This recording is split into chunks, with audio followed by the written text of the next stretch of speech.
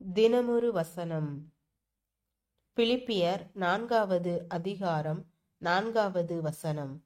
கர்த்தருக்குள் எப்பொழுதும் சந்தோஷமாயிருங்கள் சந்தோஷமாயிருங்கள் என்று மறுபடியும் சொல்லுகிறேன். சந்தோஷம் என்பது மனிதனுடைய அடிப்படை தேவைகளுள் ஒன்று. அந்த தேவையை நிறைவேற்றிட மனிதன் முயற்சிப்பது நியாயமானதே. ஆனால் பெரும்பாலும் சந்தோஷமான ஒரு வாழ்க்கையை பலர் எதிர்பார்க்கின்றார்களே அன்றி நல்ல ஒரு வாழ்க்கையை எதிர்பார்க்கவில்லை. ஆனால் நல்ல ஒரு வாழ்க்கையின் பிரதிவிளைவுதான் சந்தோஷமான வாழ்க்கை என்பதை நாம் புரிந்து கொள்ள வேண்டும்.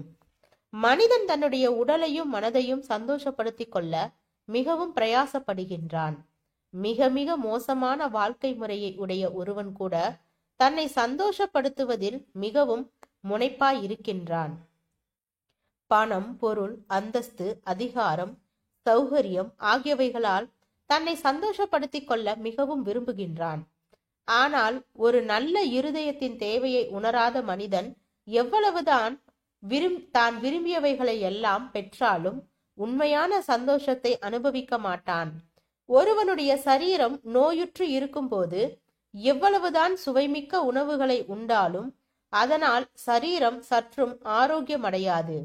அதுபோல ஒருவனுடைய இருதயம் பலவிதமான மோசமான குணங்களாலும் தேவ வெளிச்சமற்ற இருளினாலும் கேடானதாக இருக்கும்போது பணமும் பொருளும் பலவித சௌகரியங்களும் மிகுதியாக இருந்தாலும் அவன் சந்தோஷத்தின் நிலையை காண முடியாது.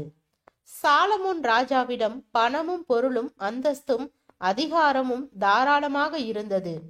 விரும்பிய எதையும் பெற்று அனுபவிக்கும் வாய்ப்புகள் குறைவின்றி இருந்தது. ஆயினும் அவன் வாழ்வை வெறுக்கின்றவனாகவும் எல்லாவற்றையும் மாயை மாயை என்று கண்டு ஏமாற்ற உணர்வினால் பாதிக்கப்பட்டவனாகவும் மாறினான். காரணம் என்ன? தேவ உறவின் விளைவான ஒரு நல்ல இருதயமும் நற்குணங்களும் அவனிடம் இல்லை.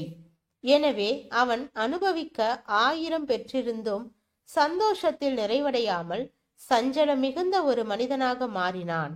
ஆம், தேவ உறவை தேடுங்கள். அதனால் இருதயம் நல்லதாக மாறும். அதனுடைய பிரதிவிளைவே சந்தோஷம். ஜெபம். தேவனுக்கு ஸ்தோத்திரம். தேவனே, நாங்கள் எங்களுடைய வாழ்க்கையில் தேவ ஐக்கியத்தில் நிலைத்து இருப்பவராக, தேவ உறவை தேடி பெற்றுக்கொள்பவராக வாழ கிருபை பாராட்டும். ஆமீன்.